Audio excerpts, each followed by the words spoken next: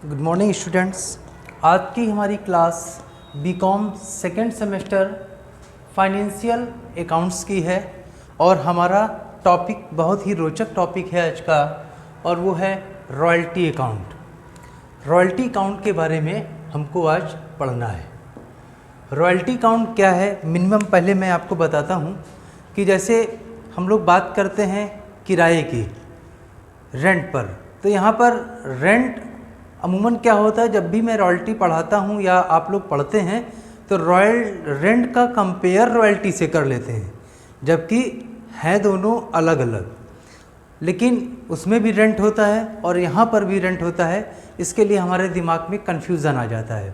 ऐसे देखें तो हम अपनी कोई भी प्रॉपर्टी होती है, कोई भी एसेट्स होती है, उस पे हम, या माइनिंग का वर्क होता है, वहाँ पर रॉयल्टी क्रिएट की जाती है। तो देखें और इसे समझें। कह रहे the term royalty expresses on account payable by one in return for some special right to provided considered to him by owner person such as the right to publish a book. अगर किसी book को publish कर रहे हैं वहाँ पर royalty है।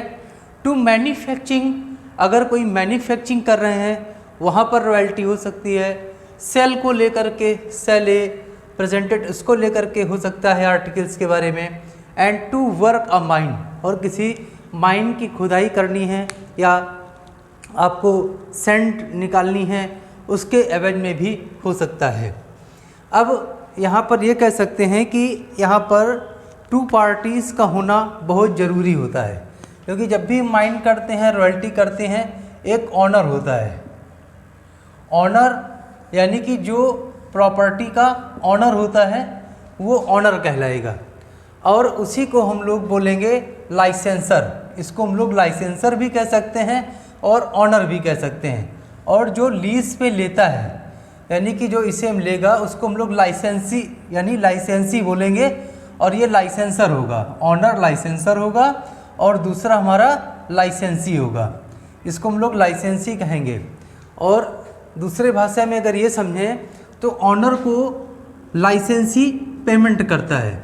Honour को लाइसेंसी क्या करता है, पेमेंट करता है, टाइम टू टाइम पेमेंट करेगा। सपोज दैट यहाँ पर हम बात करें, आपने बहुत ही फेमस बुक का नाम सुना होगा, मूवी भी देखी होगी, उसमें बागवान मूवी देखी होगी, और उसमें एक बुक्स भी लिखी जाती है, इसमें बागवान बुक का नाम दिया जाता है।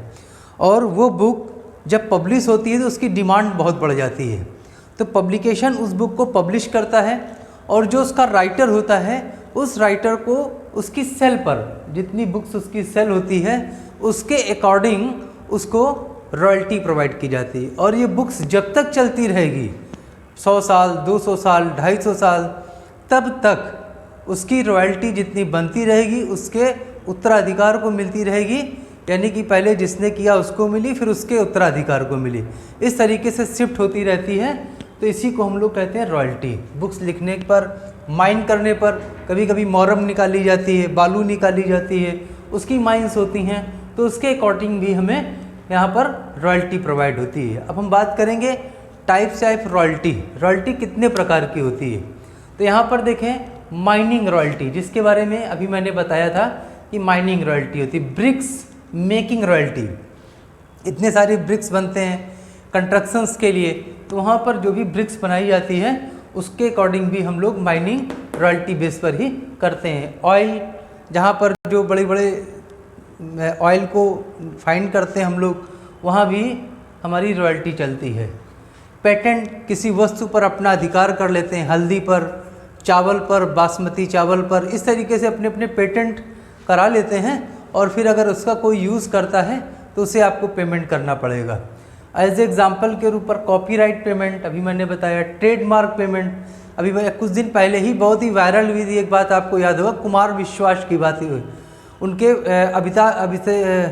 अमिताभ बच्चन जी के फादर ने कुछ पोएम्स लिखी थी और अमिताभ जी ने उनका पेटेंट करा लिया था।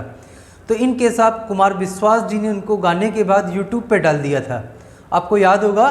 तो फिर अमिताभ बच्चन जी ने केस फाइल किया कि हमारे फादर की जो मैंने पेटेंट करा रखी है, आपने गा करके उससे इनकम क्रिएट की है, अदरवाइज़ आप वो इनकम मुझे दें। तो कुमार विश्वास जी ने एटलीस्ट वो इनकम उनको दी, क्योंकि उन्होंने ऑलरेडी उन पंक्तियों को, उन पेमेंट को रॉयल्टी करा रखी थी।